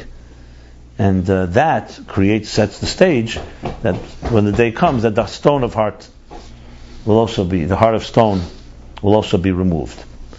This is a fundamental. So in other words, with Chachma, what we just learned now about Ratzon being a Slavish and Tam, and Chabad, and Chachma Gluya, and leads you to Chachma Alama, even though we may not be able to enter the unconscious, the divine unconscious, definitely not the divine unconscious, the place that is beyond, but learning about it, we are able to comprehend the concept, because we can understand, okay, I have my conscious, I have my unconscious. So I may not be able to enter there, but at least I know it's there. So this, don't dismiss the learning of it as being meaningless. It is at least intellectually aligning us to it. Well, the Buddha spends thousands of hours meditating, and they claim to do that. They just like wasting time. I don't think they're wasting at all. The Alter Rebbe brings in Teira Eir that he speaks about Umas Elam that would spend hours and hours meditating and speaks in very high terms, that they are very high level. To do that, why is it wasting? In some way, in a kosher way, we should emulate that type of thing. Maybe davening sick. 1 second, we don't. What do you need Buddhists? Before Buddhists existed, we have Evdim that sat under a talis for 7-8 hours a day. Okay, so that's a lot of time. 3 hours. I mean, we need to look to them for that. We just don't do it, and maybe they do it. But we have the. Let's pay tuition. We have a lot of other things. We gotta just sit there. Okay, fine. You have excuses, but the fact is, we have that standard. We have that standard. Yeah. Wow. You know, and what do you? It's a journey. Yeah. You said you were going to say what Alter Rebbe's Chiddush is. Well, I said one of them is going to be in the context of the whole idea. You know, you asked why we can't jump from Kesser straight to Chochmah, or from Kesser from the Atik straight to Chochmah Gluya, to put it. It's because the mind is going to be ultimately the best interface. Even today, I mean, I don't want to use any secular sources, but if you can't dream it, you can't do it. If you can dream it, it can happen. I think it was Steve Jobs that said that only those that dream that they can change the world will actually change it. So it's crazy to anyone else. So the bottom line is the mind is the place that can take you with your imagination to places you can never reach. If we didn't have a mind, we'd be like an animal in the field and say, okay, you know what, listen, I know how to eat grass, I know how to breed, I know how to bring up the next generation, but don't ask me to go places I can't even imagine. We have the power of imagination. Now I'm not talking about fantasy and imagination, escape from reality. I'm talking about imagination to imagine things that are greater than where we are. That's unique human quality. From a Chassidus point of view, that is God embedding the source code into the structure of existence. So your mind is really the place that can lead you to places that are beyond structure, because you can imagine it. So Chochmah, that type of Chochmah, which is like a small pipe that connects conscious mind to the unconscious, leads you to places that can take you all the way before the Tzimtzum. You can imagine things that are far, far beyond that you were ever there. And once you imagine it, it already becomes a shtickle reality. And when you know it's real reality, that's Elokus b'pshitus, and Elam is, you know, that's reality, and this is not, then you got yourself. So you have the opening. Now, the mind is not enough. That's why you need the midas. You need to feel it, and then you need to act on it. That's the full picture. But the mind is the ability to look, to peer into places that you can't look on your own. Midas look only for your own needs. A midah will say, I'm hungry now, I'm thirsty, you know. A midah, for it to align itself to the mind can say, listen, I just imagined something that's unbelievable. And then the midah will say, hey, that sounds attractive, can we get it? How much will it cost? You know, what will it take to acquire it? So you can begin to actually awaken a feeling for something that is beyond you, but you have to first imagine it. I use the word imagine in a broad sense. I don't mean imagine as imagination. Imagine meaning being able to conceive of something. You know, even here we talk about Atzilus. We all understand what I just said, that our spiritual understanding goes 3 levels and it's pretty immature. Everyone understands that. That alone is already, your mind is taking to a place. When your self-interest doesn't think like that. The emotions don't think. The emotions don't think in terms of going beyond ourselves. The mind can actually, the only thing that you have that can actually challenge yourself is your mind. Your emotions can't challenge you because they are you. Your interest. That's why emotions blind you. If you're biased, your emotions, if you're biased because somebody gave you money, or because you have interest, or it's your parent, or it's your relative, you can't say, the emotion can't say to itself, hey, you're biased. The mind can say, my friend, you know, you're biased and you have to recuse yourself. You have to realize that you have a blind spot here. Even that doesn't always work, because Sheikh Yahav Ein Chacham, that even wisdom can be controlled by the emotions, like he says in Tanya, Perek Tes, that the blood of the heart goes to the mind, so does the bias of the emotions, and its subjectivity and its impulse affects the mind. But we know very often that our mind could take control, and you could literally remove. You can argue with yourself, basically. You can say, maybe I'm wrong. That is a divine quality. It's a divine quality because it means you're able to go out of your own definite comfort zone and definition of yourself. And the ability to do that is a mind thing. Because the mind is able to say, 1 second, I don't agree with you emotionally, but let me hear what you're saying, and maybe I'll change my mind. And I change my mind. You say, you know what? There's another perspective. I don't mean necessarily wrong and right. It could also be limited and broader. I had a limited perspective, now I have a broader perspective. This is essentially, to me, this is one of the biggest functions of Chassidus. It's mind expansion. It forces you to think differently than you've thought. And you come to realize, hey, 1 second, I don't get the whole picture. There's a lot more to this. That to me is a major... In general, anyone, by the way, any professor will tell you knowledge is ultimately not what you know, but expanding your ability to know.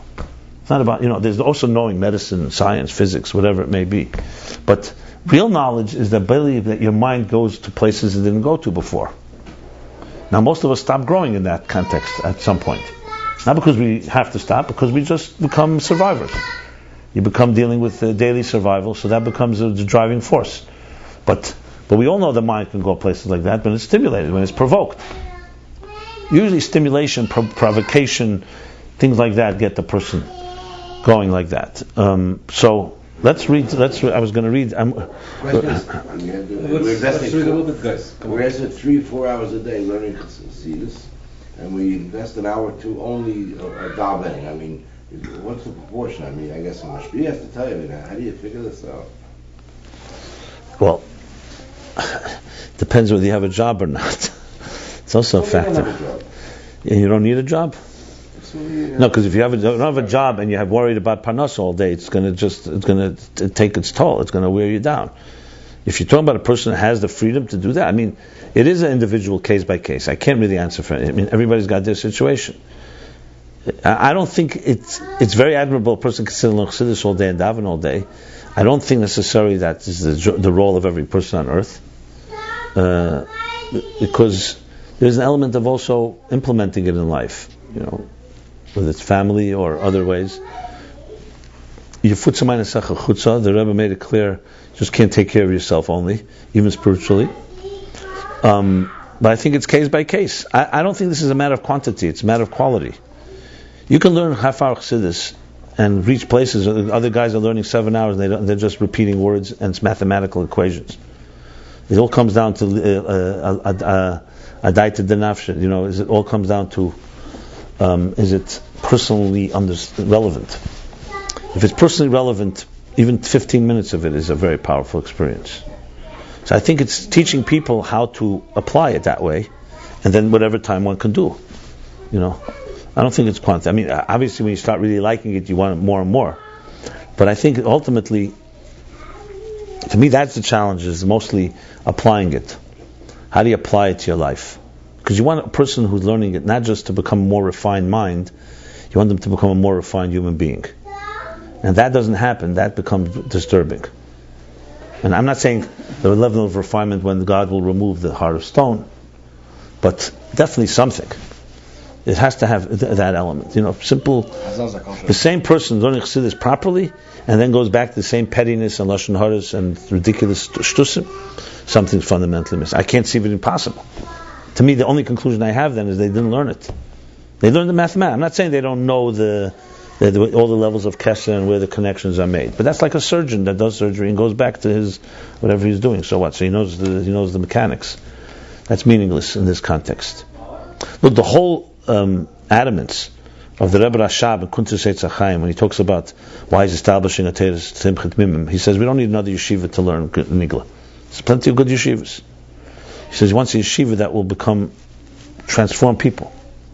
I'm using my own words, but what he meant was saying, if you're learning Chassidus like you learn Gemara and you remain the same Rabbi Jung, what was the point? On the contrary, if you learn Chassidus and you remain a grubby young, it's much worse, because the whole point of it is to refine.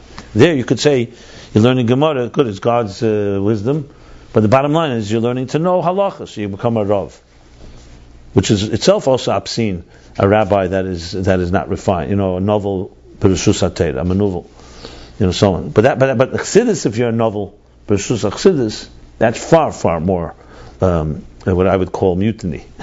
Because then you're taking the whole Chassidus was meant only for refinement. We're dysfunctional.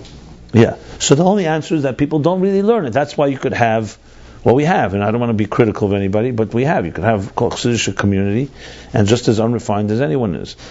The answer is they learn Chassidus. They learn Chassidus like you learn Lamates. As I said, I love this one, Lamates Malachas and 10 spheres. That's what a guy told me. I said, what did you learn in Yeshiva? He says, I learned there's 39 Malachas and 10 spheres. It was great. He hit the nail on the head. And then before the Shah None. His father spent thousands of dollars into wishes and learned that. Yeah. Right, exactly. And to me also, at an emotional level, I think about it. Okay, it took 200 years with the Alter Rebbe. I look at this, even if you don't open the book, you look at these shelves. This is not even everything today. It's the sheer amount of time that the Rabbeim poured out, spend to do this. You're talking about Rabbeim that we consider to be the greatest of the great. And yes, what did they spend their time doing? Day after day. 100%, most of the time was writing. There's no question about it. Writing, learning. To write, you have to learn and teach, etc. And some of the time was also on personal advice and letters and so on. But it was primarily learning and writing. It's clear. There's no way to write this Gashmis without thousands of hours. So you say, so why did they feel that's the most important thing to do? No question, because they were writing down in their mind the secrets of existence, for documented forever and ever. Mostly remains on shelves. That's the honest truth. I understand why also, because it's cryptic to most people, even Lubavitchers, even Chassidim. Like I said, it's 10 malachas, it's 10 spheres. What did I say? 10 malachas and 39 spheres? Or 39 spheres and 10 malachas? What's the difference? One of the two. You get it right in the test. Okay. I told you, one of the things the first big chidushim I came up with was when Rabbi, when I was a kid in Ocean Parkway, like all of us, were a bunch of kids, babies, learning Chassidus, but we were interested in it we were interested in playing basketball. Or whatever it was, yeah. So Rabbi heard us, and he asked the deep question, what's the difference between Chachma, Bina, and Das? So my brilliant answer was that Chachma begins with a Ches, and Bina with a Beis, and Das with a Dalet. And he said, you're going to be a big masculine Chassidus, that's what he told me. He didn't mean that seriously. Yeah. Yeah. No, anyway, my point is that if you take it seriously, simply on that emotional level, that the Rabbeim poured out that much, it's absolutely clear what our role is. And to me, it's not just about us getting it. If we don't get it, how exactly is the outside world going to get it? Okay. But my answer to that is that the outside world is less resistant than the inside world. That's the way. Okay, so they don't know Aleph Beis, but their receptivity is more than those that know the Lamates Malachas. Let's call it that. So. Okay. It says in Sfarim, it says, Arboy Malachas Chaser Achas. Why does it say Lamates Malachas? So it says in some places, because Arboy Malachas is the 40th Malacha, which is Malachas Shemayim. And if you're Chaser Achas, you don't know that, the other Lamates Malachas are pretty technical, mechanical. The key is to know what's missing, not what you have. Yeah. There's that element. So anyway, I was just going to read this because in context he says, okay, so Ak. We stopped by Ak, and that's where we went to this whole, what we've been calling my daily tantrums. They're more frequent. Anyway, the point he wants to make here is the point of Rotzen.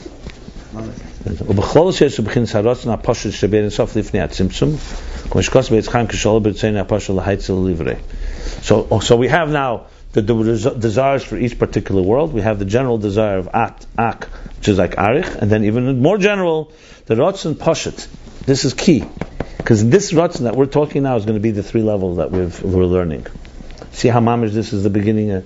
So Ratzon Pasha means the seamless desire of God in Eir Ein Sof, in the infinite divine light, Lifnei HaTzimtzum,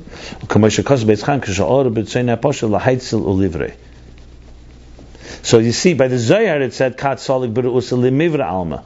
When it arose in his desire to create. Here, it's not just to create. Because all B'Ritzeinei HaPoshet L'Haitzil Olivre. So B'Ritzeinei HaPoshet. Now we're talking about not already a specific desire for existence, and then in there arises a desire to create. Here we're talking the whole desire initially to emanate and create. That's a level before the Tzimtzum Ratzon HaPoshet. The Kol Zeh B'chinas Keser B'chol Madrega Shekel B'atz Mekol Ma She'olah B'chinas Ratzon Zeh. So all this is the level of Keser, and each level and level that includes in it everything that will arise in this level. And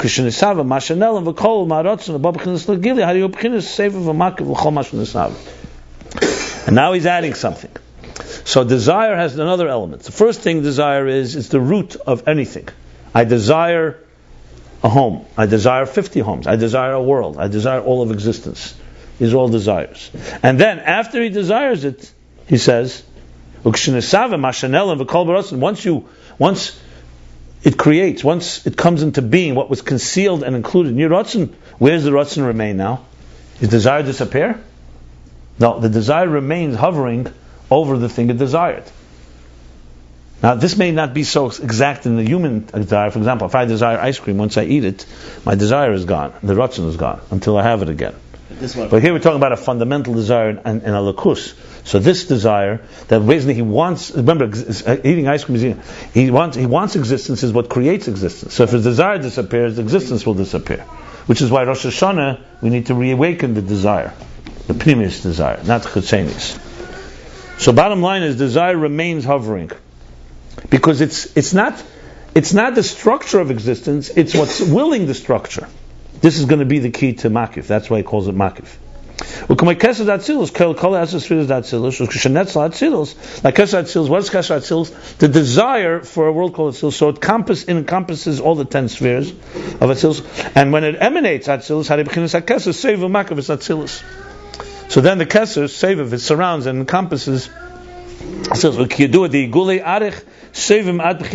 Atzilus. As it's known that the Gulim of Arich, that's Kesed of Atzilus, the Gulim of Arich go around all of Atzilus. So if Atzilus is, let's say, a sphere, and Chochmah is the first sphere, and Binah, around it all is a Kesed that surrounds the whole 10 spheres of Atzilus.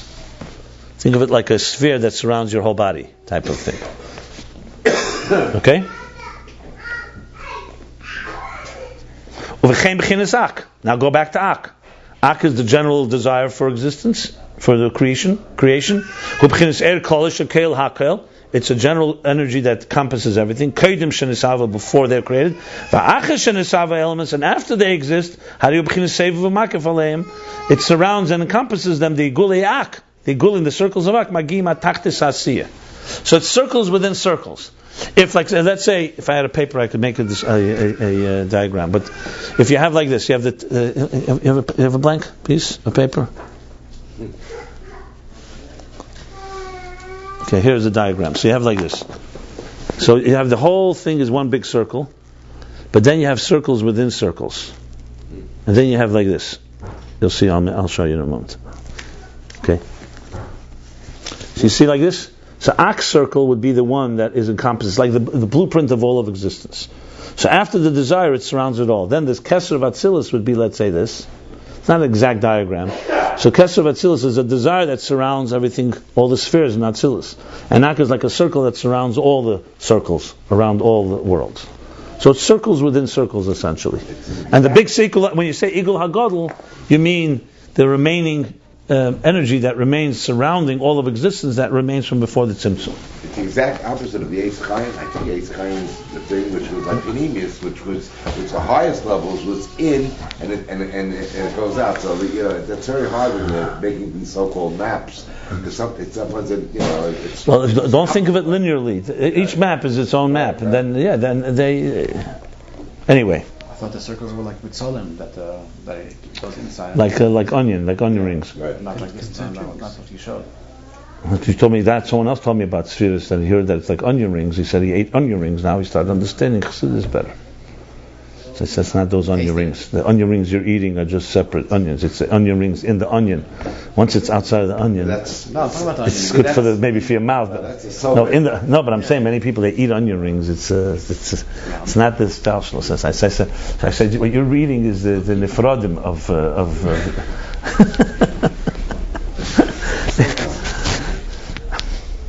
Look, I remember, I don't even want to say who, someone gave us a shir in Chassidus.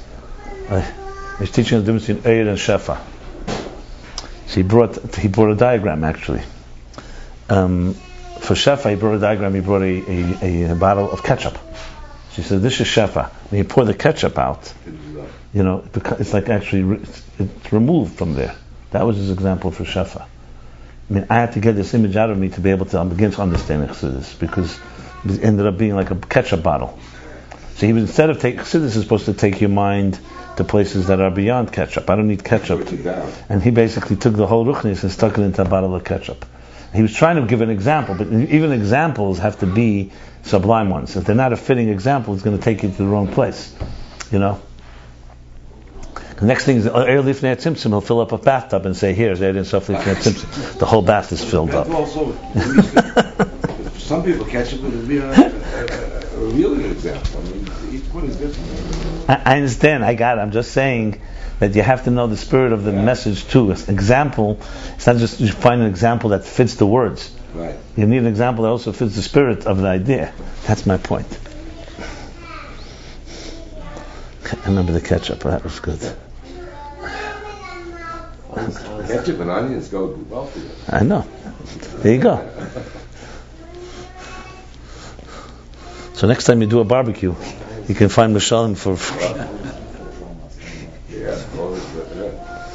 We're like a streak. The thing with my childhood was not so much trauma. I had no trauma really. I just had a lot of emptiness. If you really ask, wasted years. It was wasted years. Yeah. It was a good example for the Chol Mok and Pani. If you want an example, is the Okay, so we continue on. I'd like to see somebody who didn't be, a regular guy.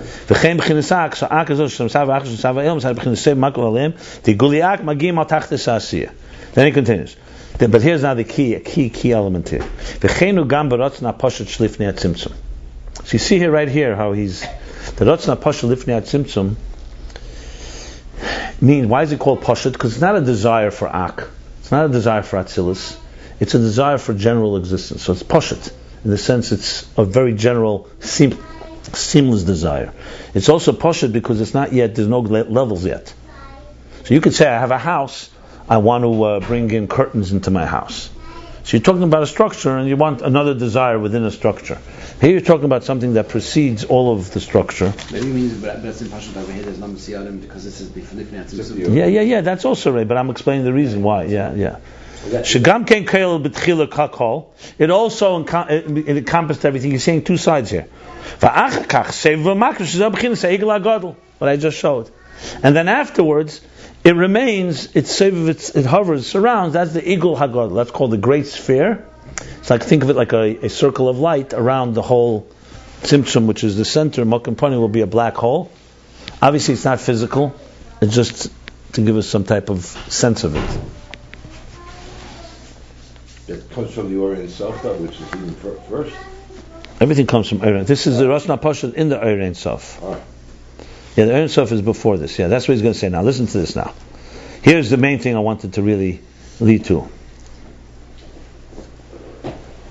So lifnei hakav sheseva makav kol ishtal shel shem hakav. So it's the Igul Hagadol that's before the kav, before the ray of light that enters, and it surrounds and encompasses the whole cosmic order from that emanates or is designed by the kav. And all the circles we spoke about before, all the Ak and Atzilus, they're all rooted in this big desire, this all-encompassing desire. Good. Kenoida, which will also be a discussion later, how the Ksarim evolve from one another. So they're fundamentally, desire is desire, that's the bottom line. desires can't really be broken down. There could be a desire for different entities, but the nature of desire is similar in all these entities, that I want something. Doesn't matter whether I want a small thing or a big thing, I want it. So it's your nefesh is being drawn to something. Now he's going to say the key thing here is this. And this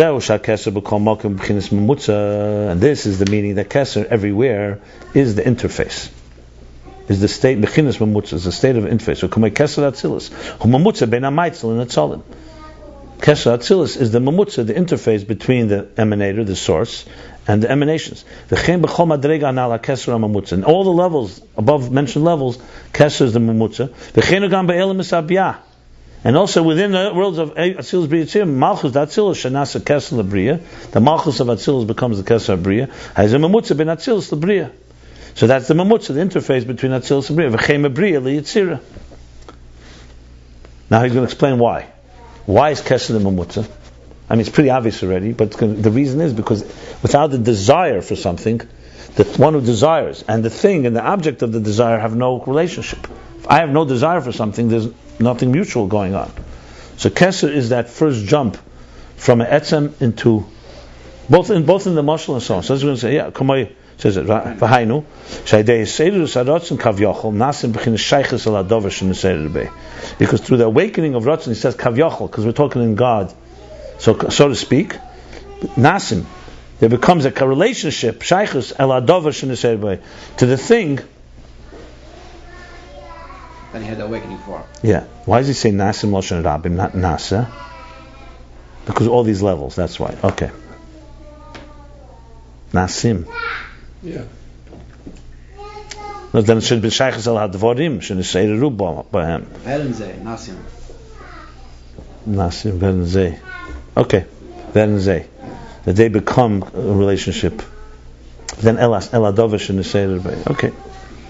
Like example for a human being down below. That's just to remind you, that means us. Before we're awake, before there's an arousal or some awakening for any object, for anything. He's completely separate from it. No relationship with it at all. And when there's an awakening, an arousal of a desire, that's when a relationship begins. It doesn't even mean as soon as a desire happens, that's already the beginning of the relationship. It's known that rotzen is from the word merutza. Merutza means to be drawn to. Merutza also means to be pacified by, like pleased. But here he means merutza. He said, he means merutza more like running to, like merutza meaning leaning to. That means a hatiya v'hamshach is a type of... He's like pleased with. I know merutza usually means pleased, but here he means, what does he mean? Lashem merutza v'hu'in hatiya v'hamshach. Something, you have a hatiya v'hamshach. Okay, rotzim lashem merutza is pleased. Okay, v'hu'in hatiya v'hamshach, that he has a leaning toward v'hamshach and being drawn to. Shenimshach le'ezeh davar. It's being drawn to something. That's what merutza means. That rotzen means. Before there's an awakening of any desire, how do you begin to avdallah b'chlal? He's generally removed. He's in a state of elevation and concealment within himself. Increasingly so. Because there's no revelation here. He has no revelation in this thing, that in this investment, in this object. And the desire is the leaning, the hayitzia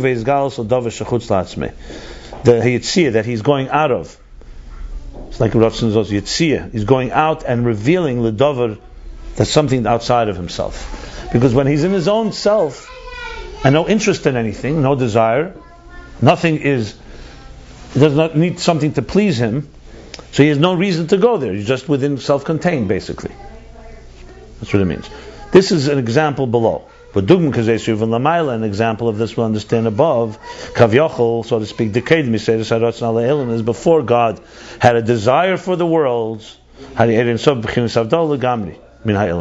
Sof, infinite divine light, is completely separate, completely removed from all the worlds, because it has no relationship with it.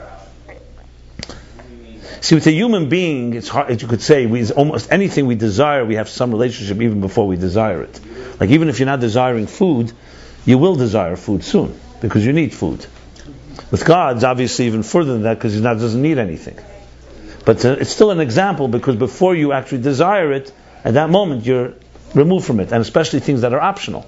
They're things we don't need, and yet we desire them. So clearly, before you desire them, you were removed from them. So they're saying same thing as above. But adarab, not only no relationship with anything, on the contrary, he's in a complete state of concealment within himself. He's fundamentally not connected to anything. It's like a fundamental, a quintessential introvert that has no need for anything, and therefore does not have. He's an opposite. He's in a mode of not having a relationship with anything. It's like when you're in the mood of not talking to anyone. Why not? Why? What time is it? I'm going to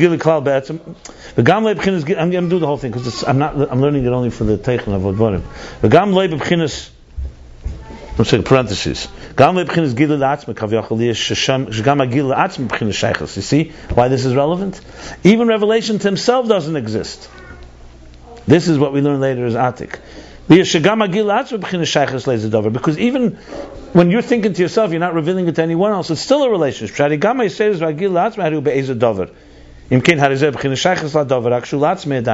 Because awakening, even if it's for yourself, even if only you know it, it's still a connection to that thing, but it's only to yourself. And before awakening is even, there's no gili at all. He's completely concealed within himself. He's not even in a state of needing something, not in a state of being drawn to anything. No revelation at all. Now he's qualifying and saying there can be revelations to yourself that have no connection to something outside of him. There's a person who has the pleasure within himself. So it's within yourself, it's revealed, but it's not relationship with anything outside of you. But he says, that's what he's saying. That's not really a true revelation. He's qualifying and saying there are things that are maybe revealed only to you, no relationship, but that too is in a state of aliyah v'remus. It's more of your exaltedness, your grandeur, so to speak.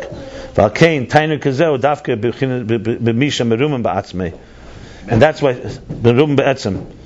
why this type of pleasure is only someone who's fundamentally exalted. And in a time when he's in an exalted state, like a king who's in an exalted state, that he has a pleasure, a simple internal core pleasure, not from any object, just an internal pleasure of his exalted state. And with the pleasure, not that he gets more connected to others, on the contrary, he goes more into himself. With an increasing being removed from. Example for this is also in Ratzon, that he's merutza. He's pleased. But not because he wants something. It's just that he's pleased.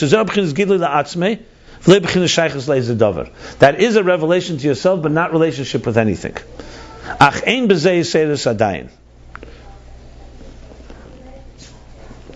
This is all still part of a long parenthesis, but this is still not an awakening yet. It can only be a cause for an awakening.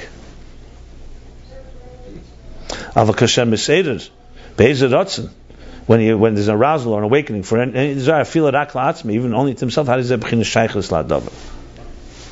words, what he just qualified by saying is that in general, even to yourself, it's also a revelation. Now qualifying, he said there are things that are also to yourself, but that's not in the category of a relationship. That's just something that just internally he's basically revealing another level of Ein Sof. That there's revelation to yourself, but has no relationship with anything else. Here he's talking about that the awakening will be a relationship with something.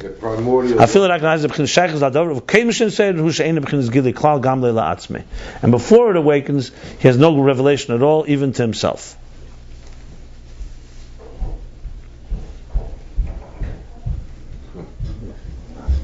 Ukasher ola b'ritzayin yizbarach at the end of the parentheses. And when it arose in his desire, harizeh b'chinas hamshach v'gili al kol ishtal shulus b'chlal or al eze elam b'frat. And when it arose in his desire, now it is already being drawn in a revelation to the general cosmic order or to a particular world. V'agam the b'chinas haratzon l'mayla dayin me'isavos. And even though desire is still higher than creation, like the desire that arises in the infinite light before the tzimtzum, so it's beyond actual creation. Nevertheless, which means because you see, proof is that we need to have a tzimtzum first. So clearly, the ratzon itself is not a reason to create. It's the removal of energy. Same thing, the levels after the tzimtzum. There's many concealments. The tzimtzum adikna, the tzimtzum of ak and the tzimtzum of the dikna, which is the beard. It's just a level of tzimtzumim. Nevertheless, so it's true. The desire itself doesn't create. Nevertheless, it's the first interface. Because without it, there'd be no relationship at all. So at least you have a relationship with the elements. From this, the worlds will be created.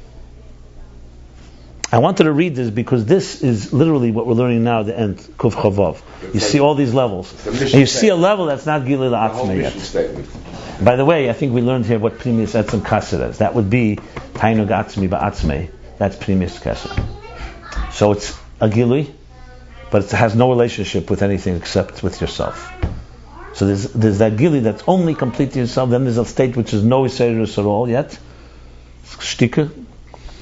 And that will be a desire that will be concealed, and then that will become a revealed desire. Okay, so we did a summary here of all these chapters. Chapter 1 we reviewed through chapter 126 in the summary. We'll stop here.